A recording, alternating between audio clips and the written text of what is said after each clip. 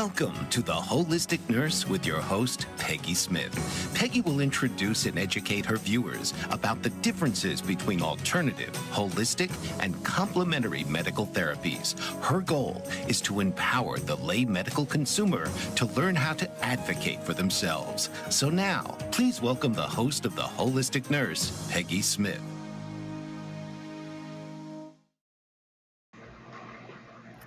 Hello, everybody. Welcome to this week's edition of The Holistic Nurse. Today I'm introducing a guest. Her name is Gina Brady, and she is a dedicated holistic animal advocate and also holistic modalities for human medical care. 20 years ago, she conquered multiple sclerosis and became a very passionate advocate for natural healing. As a master herbalist since 2008, an author and founder of Wagza Herbal, she's devoted her life to helping pets and their owners achieve optimal health through herbal remedies and wholesome nutrition. With accessible, practical steps, Gina empowers individuals to take control of their well-being and embrace a healthier, natural lifestyle. And with that, Gina, I'd like to introduce you. Gina comes to us from Niceville, Florida. Hi. Thank you for having me, Peggy. This is quite an honor. Pleasure. I'm excited to hear your story today. Excuse me?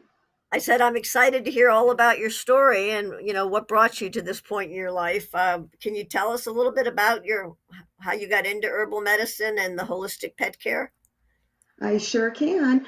Where it all started was when I healed myself of MS. And what took me down that journey, I followed the traditional medical route with MS. I got into the drugs and the shots that they had me take. And then as life unfolded, it put me through a pretty traumatic situation. This is the unusual part.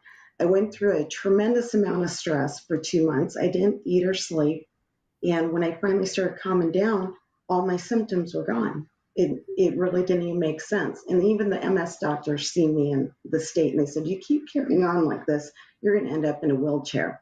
And instead, I got totally healed, which then put me on this journey. I remained healed for a year. And then everything started coming back with a vengeance because I didn't know to change anything. I didn't believe in natural healing. I thought they were all crazy. And my father started me with a cayenne tincture.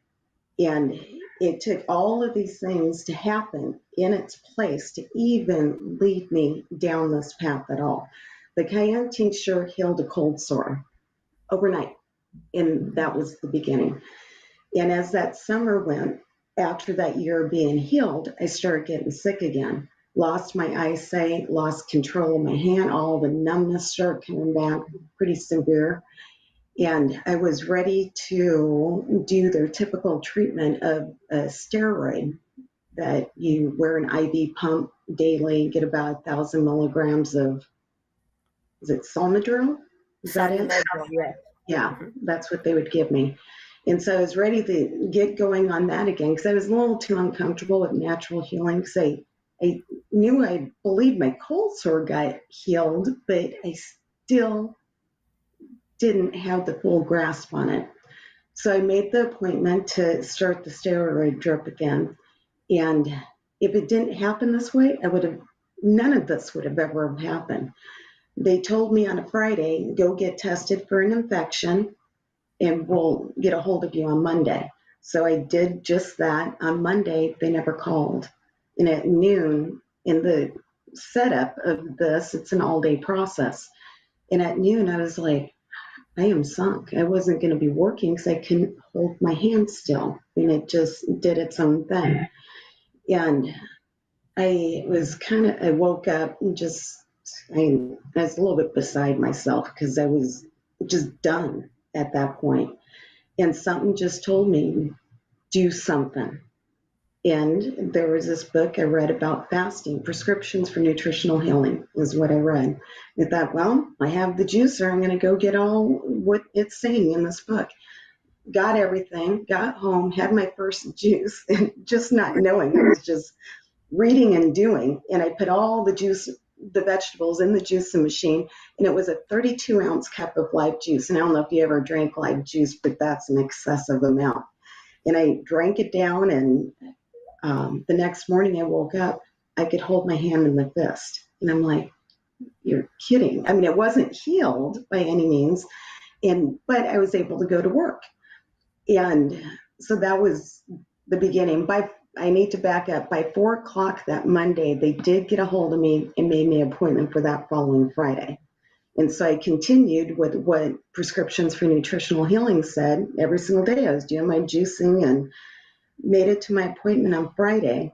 And I was opening the car door like you and I do today, where at the beginning I had to hold my fingers together, and, it was a real struggle. And so I continued with the fast, and that was the very beginning. And it took me 4 years through the fasting to figure out how to work it, because even that live juice I did the first time, I mean, it would buy me health, but it still wouldn't buy me enough. And that's where the journey of the 4 years till I figured it out. And then my claim to fame was a 37-day fast with cleansing. So that was totally not medically monitored. You just followed the directions in the book. No lab work or anything like that? No. I followed the directions at the very beginning, but then it led me to other people, down as the path kept going. I tried to even be the Paula Deen juicing, and that didn't work either. And it ended up being a combination of vegetables that I had to adhere to, which wasn't the first recipe. So it was a learning journey, all the way down, and just knocking one thing out, after another, and just keep trying. Because I knew if it happened through the moment of stress that I went through, and this what really didn't make sense, because I shouldn't have gotten healed from that. You're supposed to get sicker. So I knew it was always a possibility. And I think that's what kept me hanging in there to keep moving to the next step. So when you were first diagnosed, you have the traditional spinal tap or MRIs, things like that? Yep. Yeah. I had all of that done. Do you get any ongoing neurology checkups now, or you just work with just your primary? Or? I have never been back to a doctor the whole time. So, yeah.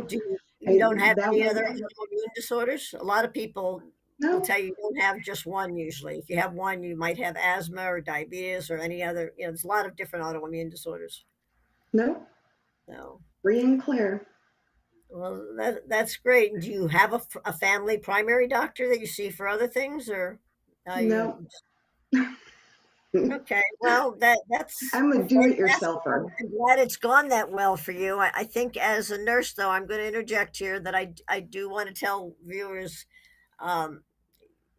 your situation is unique, and I would encourage people that want to consider something that extreme from what they were expecting to do medically to at least communicate with the doctor, because there may be things that you're not even aware of lab-wise or anything else that your doctor hadn't shared at that point.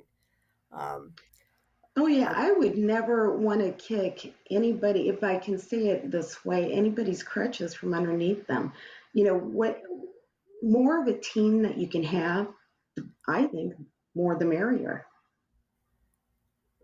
Okay, and I think the way medical, at least in the Northeast here area, we're getting more and more doctors that are looking at integrative medicine and approaching healthcare with that focus. So they're open to,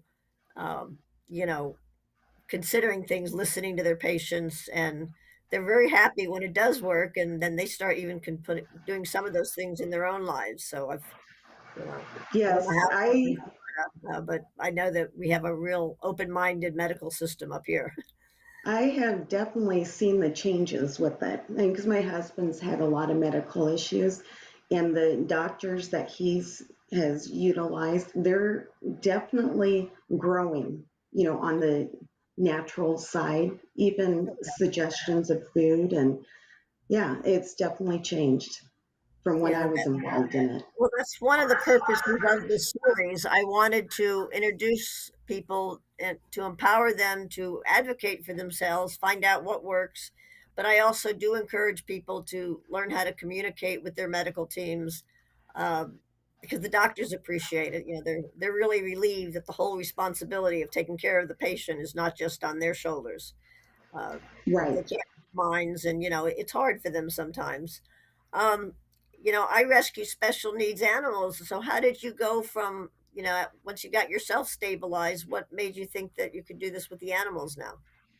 Well, once I was going through doing all the fasting and the juicing, so on, and I came across uh, to make your pet food. And we lived back in the Midwest at the time. And so we always had half a cow in the freezer. And then when you're doing the juicing, you have all the pulp. And really, it's quite a shame throwing that away.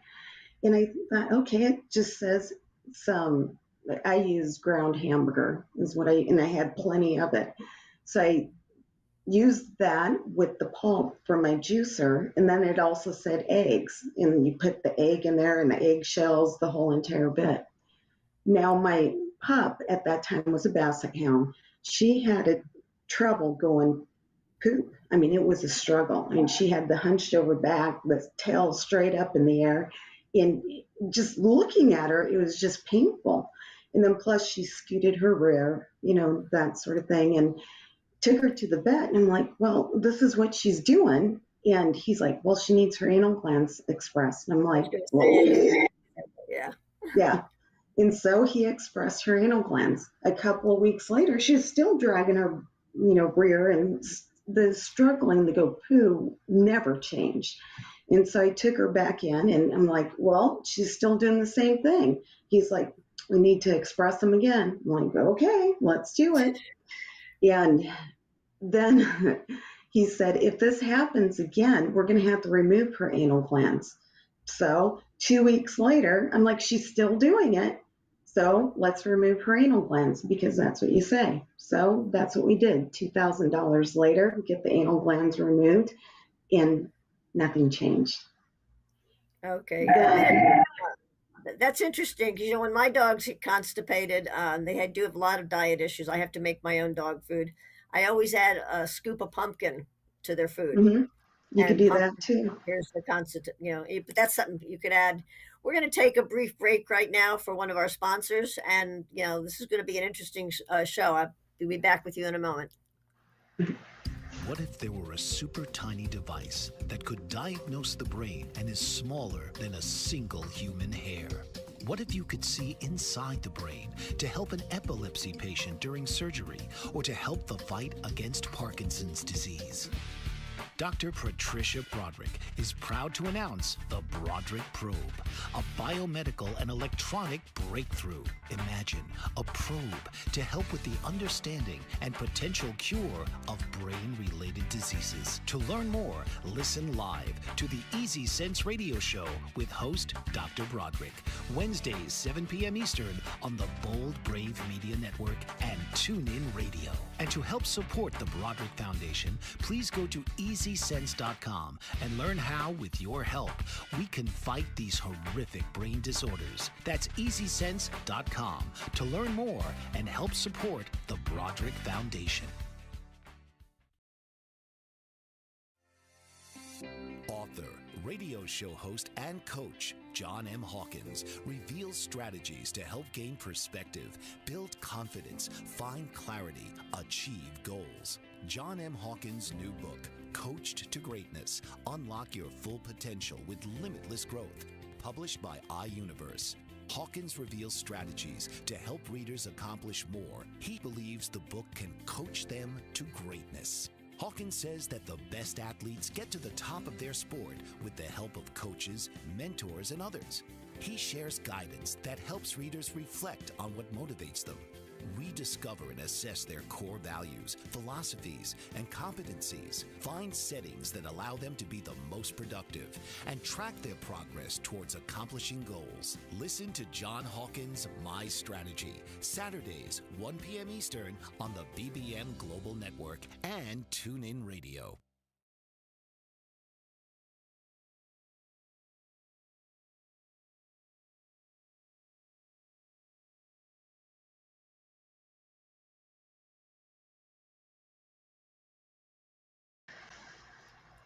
Hi, we're back. This is Peggy Smith, the holistic nurse. My guest today is Gina Brady. She's a master herbalist from the sunny state of Florida, who was in her own health journey was able to resolve and manage her history of multiple sclerosis. And because she's an ardent animal lover, she's applied a lot of what she's learned to animal care, and that's where we're talking now. So we were talking about how you solved the constipation problem and everything. That was an expensive poop, I'll tell you. Yeah, that was Yeah. good way to put it, Peggy. I always thought when a dog scooted, it was because they needed to wipe themselves or something. I'd go look to see if something was hanging out, but I learned later why, it's the anal glands things. But Well, this is that's what the vet, was suggesting. So we got all of that done. I bet it was maybe a year, 2 years later. That's when I was doing the fasting, came across making the dog food. And I made the dog food within that day. I mean, it came to such a surprise. Took her for a walk and she pooped like normal. The tail wasn't sticking straight up in the air and it wasn't trying to get something out. And then it came out normal. I'm like, oh my God. And it was so funny because even my sister said, she's like, oh God, everybody in your family has trouble pooping. Now it's your dog. It was the food. And the food that Corky received on a steady diet was puppy chow, Purina puppy chow. And once I started making the food, the whole problem was gone. It was amazing. So that's where it started with. It's like, this is working for me and it's working for my animal. And I love animals. So. I know I have six handicapped dogs, and one of them has severe allergies. So she's the reason I started making dog food. I did try some of the commercial ones that, are real food. And they were not only expensive, my dog was still allergic to them. So Mhm. basically, I start off every Sunday with a big crock pot of some brown rice, and I can't use beef products. Nobody can eat beef, but we'll have salmon or turkey or something like that. And then I add some vegetables, and I do juices sometimes. I think that's a good idea. I hadn't thought about adding that. I kind of add whatever's in my refrigerator for the week that looks healthy, just add it in the crock pot. And then by the end of the thing, I have my week's worth of dog food. And if I don't feel like cooking for me, it's all good food. So I eat it too.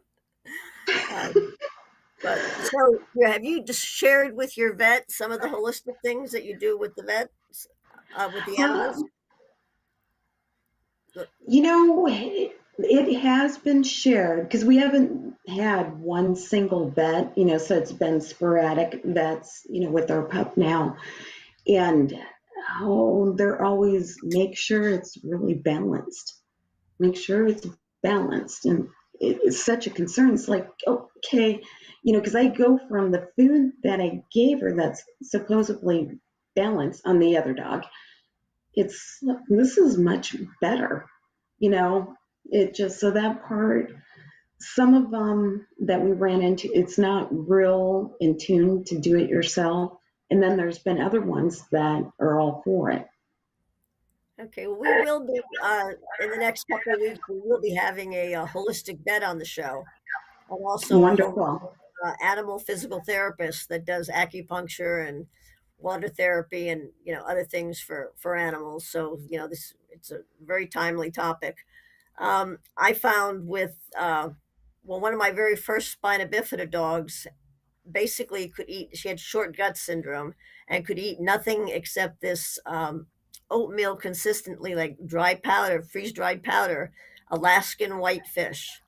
Mm-hmm. I had to get the box, from the bulldog breeder. It was hard to get. Can't even get it up here in Pennsylvania. I can get chicken in other forms, but not that the Alaskan whitefish.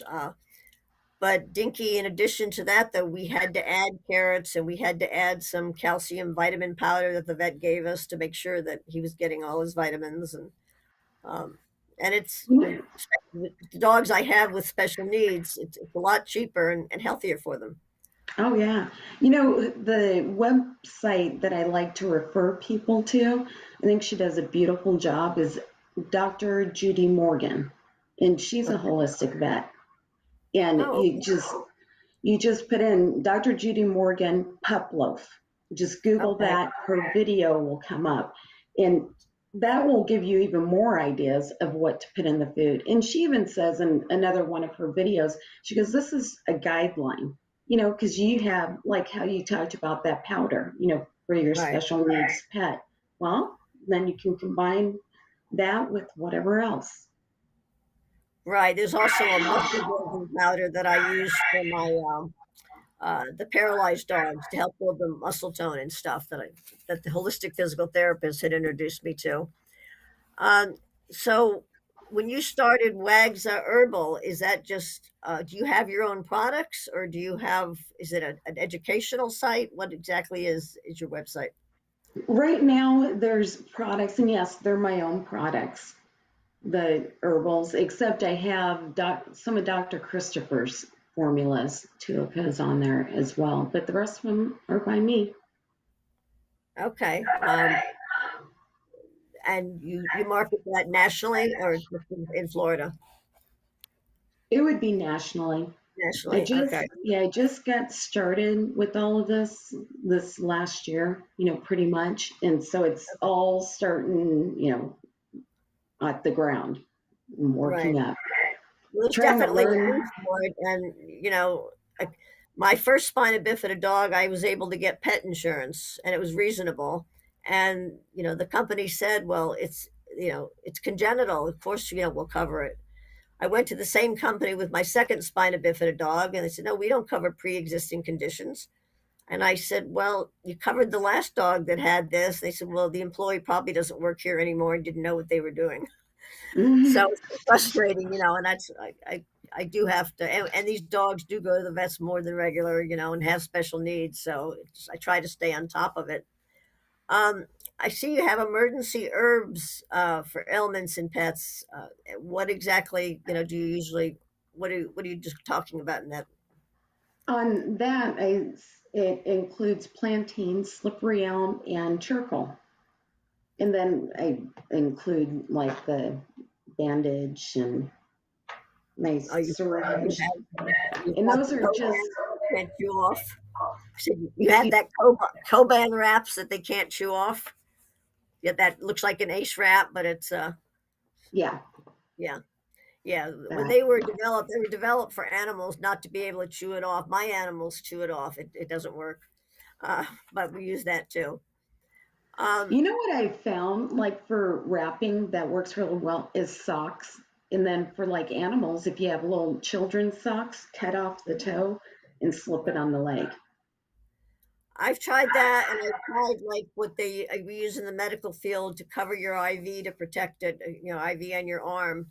But like my English bulldog is a puppy still, and she eats everything. It's even hard to keep diapers on her. Mm. So it's a challenge. Um, so, what advice do you recommend for people and pet owners looking to transition to a holistic approach?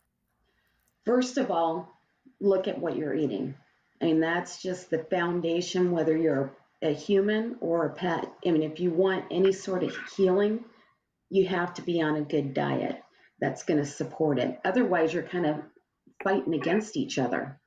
It's even like, certain herbs, cayenne, for example, that can help somebody, well, stop bleeding or pull somebody out of a heart attack. But it's not going to stop what got you there in the first place. And that's what you consume daily. If you go off of what the Hippocrates said, BC, let food be your medicine, the medicine's going to be your food. How they knew that then, I still am trying to figure that out. They didn't have McDonald's on every corner like we do now. Well, my mother, who lived a long, relatively healthy life, she was old country Polish background, and no matter what ailed her, she would have warm water and lemon juice, Mhm. and that was her cure. Really, that's a cleansing thing, Yes, it is. purifying. In high school, when I wanted to dye my hair like my girlfriends, I was allowed to rinse my hair with lemon juice, which I wasn't happy about at the time until I got a lot of compliments on the natural highlights. It looked so good. cleaning with vinegar long before it was a fad, and um, so the Oh, I older can remember my generation, mom doing that too. yeah, and of course your floor wasn't clean unless you were on your hands and knees. Um, and every Right. Saturday morning, the bathroom floor and kitchen floor on their hands and knees. And she, she was in the military before she was a parent. So And uh, I am sure was the cabinets where she kept the linen all perfectly folded, like at it. when I went to college and I met my first husband, since my father was career Army, uh, I didn't know it wasn't normal not to starch or to starch boxer shorts. So the first time I did my boyfriend's laundry, he wore boxer shorts. I starched him the way my mother did my father's. Uh, it didn't go over too well, and I'm not sure really what my mother's motivation was for starching, but she starched everything. It was So uh, did it end the relationship well, of your no, he just boyfriend? thought I was crazy. He said, "Well, why are you starching this?" And I said, "Is that what you're supposed to do?" And we had a lot of jokes about it, but and I never did get a chance to ask my mother before she passed away why she did starches. I had my suspicions, because it was an older generation marriage and everything, and you didn't have the options that women have today. But it's funny because I just assumed you starched everything, like my mother, and I knew how to make a bed with square corners long before I got to nursing school because at 5 years old I was learning how to make a bed with square corners, and but a lot of things I rebelled against as a teenager, I realize now I've gone almost pretty much holistic myself. Um, because I'm also, as I've said before, in the nursing realm, though, in traditional medicine, um, one of the purposes of this program is I try to encourage people to see that they have options, but the patient doesn't always understand the complexities of what all their medical problems are together. Sounds like in your case, you're lucky and blessed that you don't have a lot of problems. But somebody that is a diabetic also has this, and this, um, might actually have interactions. And what people don't realize is that back when medicine pills were first made, it was made from herbs. The original Mhm. pills were chemicals, they were herbs and plants. And that's why Even Chinese aspirin. medicine has lasted so long and been such a big part of the modern movement. Um, like in fact, even when I had one of my pregnancies and they had to induce labor, they stuck Japanese seaweed in me, and I used to think, what a weird thing, but that was better than those drugs that give you really bad cramps. So they knew what they were doing. Is There's a that in lot the of US? but especially with something chronic like MS, though, if I was in your situation, I think, and maybe it's because I've had the traditional background, I would want to consider at least every couple years getting a scan or something to make sure that, that the neurological things that you can't see aren't Mhm. happening. That they're really gone now. And it's very possible it's completely gone. I've seen complete recoveries, remission from cancer, things like that. But just for peace of mind, I would still, because I've still got one foot in the traditional realm, um, and I like to have an early notice if there's, as a cancer survivor, it's nice to know early if you've got a problem. Mhm. Um, so now, do you also do a lot of exercise and things like that? How? Yeah, at one point in time, I did a lot more exercise. I would have to say now I not on a steady basis like I used to. Okay, because I Stay in part of shape as the far as weight right. and, that A sort lot of of thing. times people think holistic is just, things other than medicine or traditional therapies, but holistic is looking at the entire person, the entire lifestyle, Mhm. which means it's got to be balanced. If you don't have balance, or anything that's too extreme in any direction, even if it's healthy, but if it's an extreme, it's not healthy. So, we still need to, balance what we do and get the same amount of sleep and follow rules of nature that, a lot of people try to, think that they know more than Mother Nature. Um, so tell me more about this, how nutrition and supporting both pets and people, cleansing organs, the blood, and with the animals, there's a lot of like they can't have onions, they can't have, grapes, things like that. Uh, Chocolates. There may be some herbs that are like in and related to onions, things like that. I mean, is there like there's a plant list that your cat shouldn't be eating X plant, poinsettias and things like Mhm. that. Do you have a list of what herbs are definitely not good for animals? That I don't have. I mean, because some of what they say and what they say no garlic, no onions, no avocados, raisins, all of that stuff. I don't know how much I believe it, but if the person does believe it, then stay away from it. There's other Well, things that I you can can do. tell you from having years of experience with animals, raisins and onions can put you into instant renal failure, and it's not reversible for some dogs. I Uh, don't, I I guess knew I would a dog never that got be. into some oatmeal cookies with raisins, and Mhm. it was a medical emergency. Needing like ICU fluids, uh, and it's like the peanut allergies. Kind of some dogs are more sensitive to other things, but I have seen multiple cases over the years. I actually teach animal CPR, um, for people that dogs that go into instant renal failure. Mhm. Go into seizures and things when they have those foods. So I definitely, especially in your practice, I would not be, not encouraging people to not at least do their own research for certain things. You don't Right. want to, yeah, Right. I mean, there's plenty of things to eat. You don't have to, eat the things that they say not to. right. I mean, So, yeah. sometimes though a person will say, "Oh, I eat garlic every day, and I don't have a cold. It's good for my heart. Let me give it to my cat and see how," and there's a lot of things that you can't switch the species there. You really have to be aware of both types of nutrition. And a lot of people think, well, it's good for me, or I paid extra money for this. This is a really expensive piece of salmon. It must be Mhm. good because it's expensive. It doesn't always work that way. Um, so going forward, medical care and veterinary care is even more expensive because we don't have the insurance options for the most part. How do you see the future of holistic pet care?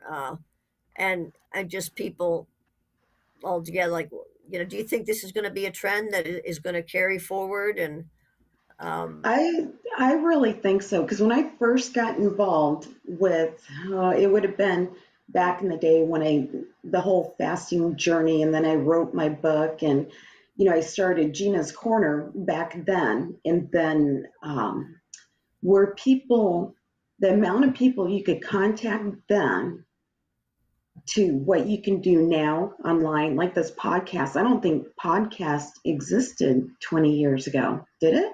I don't think they did. Yeah. If you I need to stop again to do our little special moment for the producers, so we'll come back in a few minutes.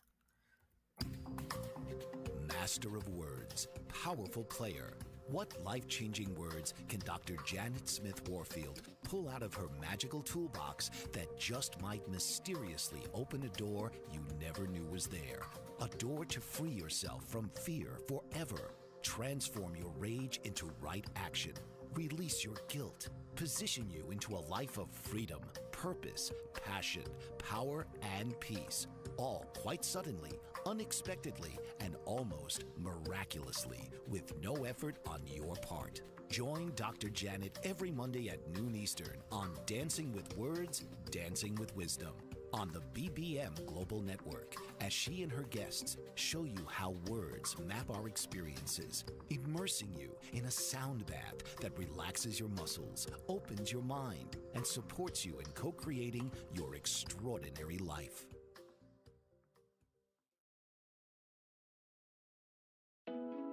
Are you struggling to care for elderly parents or a spouse? Do you wonder if being a caregiver is making you sick? Are you worried about taking time off work to care for elderly parents and balance work, life, and caregiving? Has caregiving become exhausting and emotionally draining?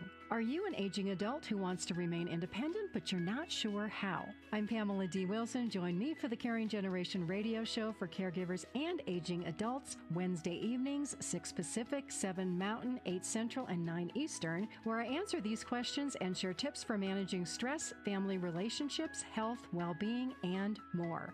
Podcasts and transcripts of The Caring Generation are on my website, PamelaDWilson.com, plus my caregiving library, online caregiver support programs, and programs for corporations interested in supporting working caregivers. Help, hope, and support for caregivers is here on The Caring Generation and PamelaDWilson.com.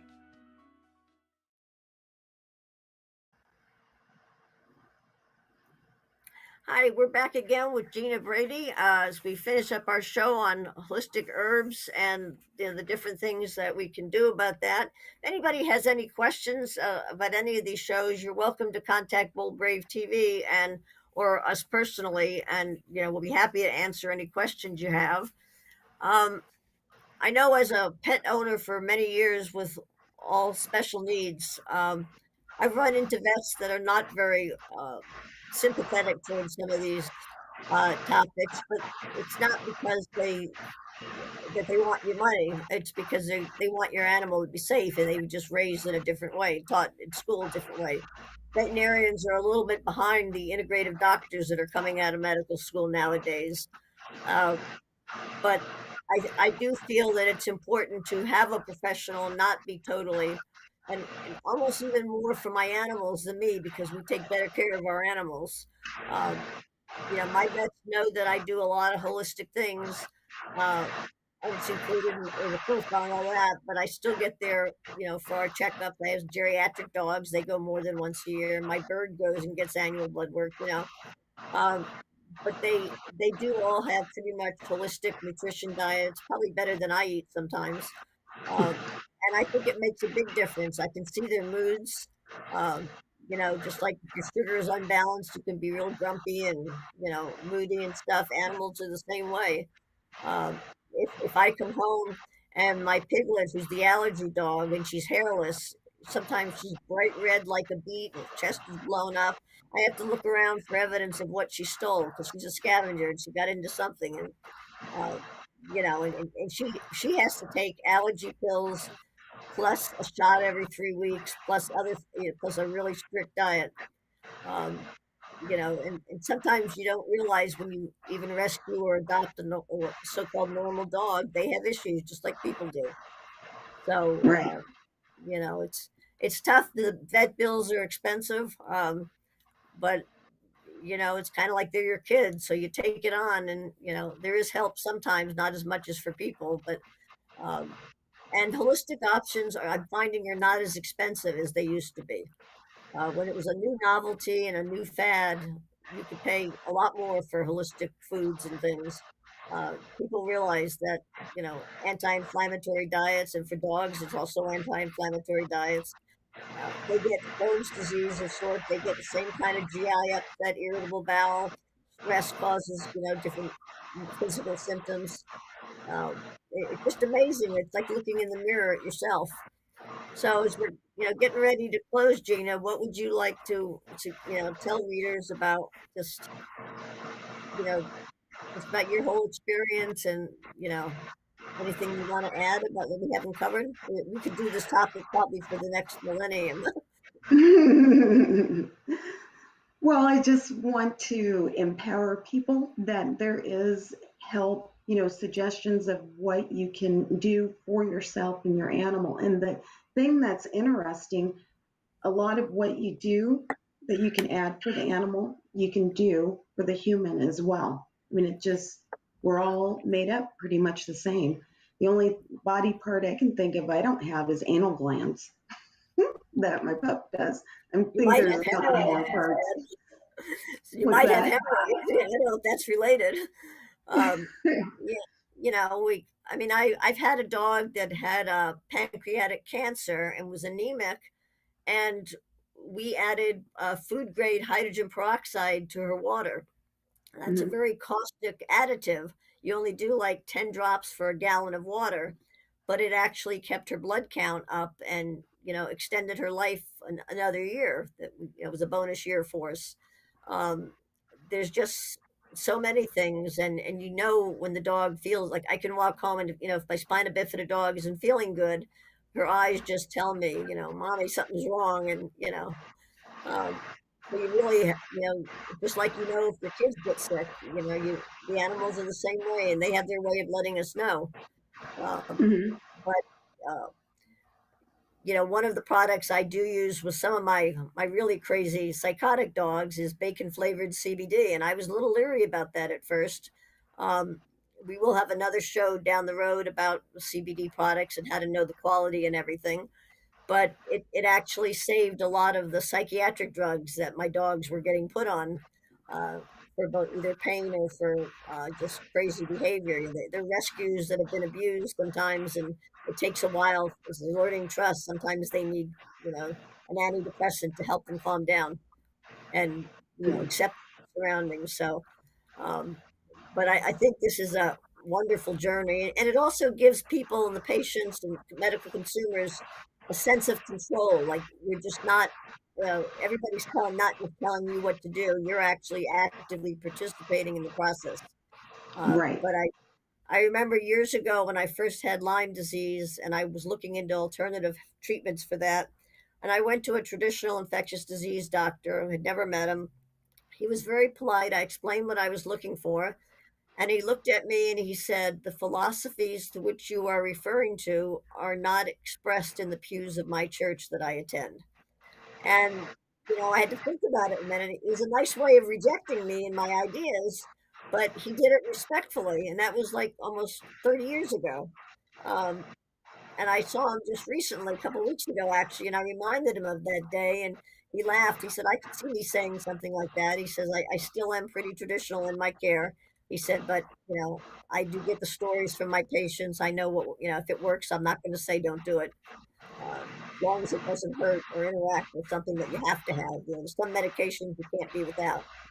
There's certain treatments you need that, transplant patients need drugs that they cannot be without. Um, the blood thinners with all their problems, if you've got, heart surgery or, mesh things in their body or, you need to have the blood thinners, so you don't have a stroke. So as long as there's open communication, I think people are pretty safe and they feel more confident with the doctor's help, on their side. We're getting ready to close our show, I believe, shortly. We're here every Thursday from 12 to 1 Eastern Standard Time with the Bold Brave TV network. And each week we'll either be talking about a different modality, a different treatment, or we'll be talking about specific chronic health problems. In this case, we mentioned MS. We'll be talking about Crohn's, diabetes, cancer diets in the future. If anybody has any topics they would like us to cover for them, feel free to email and let us know. And I don't think I have anything to add. Do you, Gina? Pleasure having No, you. It was informative. thank I you look so forward much to for seeing having me more. on your show, Peggy. Yeah, I'm really I was excited when I saw your information and the journey, and I'm glad you were willing to share that with us. And of course, excited you've got another option for animals too, because that's not that common. But we will, because of my love for animals, have several shows. There'll be an animal communicator on a show. There'll be holistic vets. All kinds of different options for animals too, as well as people. Um, so with that, I think we're maybe closing just a couple minutes early. Can't tell from my prompts here, but if we can, you can reach me with not just hypnosis. Oh, excuse me, just a minute. Little Bob here. Uh,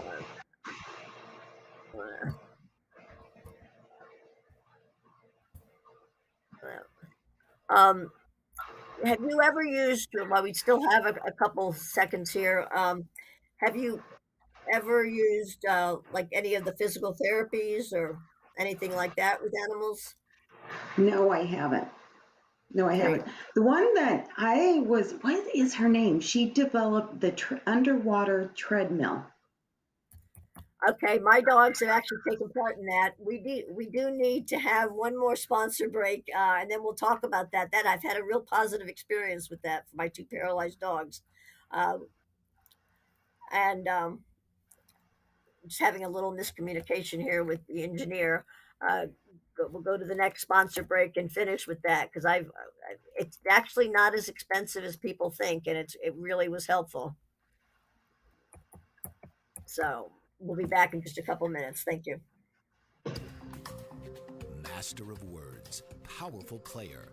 What life-changing words can Dr. Janet Smith Warfield pull out of her magical toolbox that just might mysteriously open a door you never knew was there? A door to free yourself from fear forever. Transform your rage into right action. Release your guilt. Position you into a life of freedom, purpose, passion, power, and peace. All quite suddenly, unexpectedly, and almost miraculously, with no effort on your part. Join Dr. Janet every Monday at noon Eastern on Dancing with Words, Dancing with Wisdom on the BBM Global Network, as she and her guests show you how words map our experiences, immersing you in a sound bath that relaxes your muscles, opens your mind, and supports you in co-creating your extraordinary life. Are you struggling to care for elderly parents or a spouse? Do you wonder if being a caregiver is making you sick? Are you worried about taking time off work to care for elderly parents and balance work, life, and caregiving? Has caregiving become exhausting and emotionally draining? Are you an aging adult who wants to remain independent, but you're not sure how? I'm Pamela D. Wilson. Join me for the Caring Generation radio show for caregivers and aging adults, Wednesday evenings, 6 Pacific, 7 Mountain, 8 Central, and 9 Eastern, where I answer these questions and share tips for managing stress, family relationships, health, well-being, and more. Podcasts and transcripts of the Caring Generation are on my website, PamelaDWilson.com, plus my caregiving library, online caregiver support programs, and programs for corporations interested in supporting working caregivers. Help, hope, and support for caregivers is here on the Caring Generation and PamelaDWilson.com. Hi, okay, we're back again with Gina Brady, the master herbalist. We're talking about animals. I guess for most of us, we think more of our animals than ourselves. I thought we'd have been talking a little bit more about her health problems that she conquered, but this is great.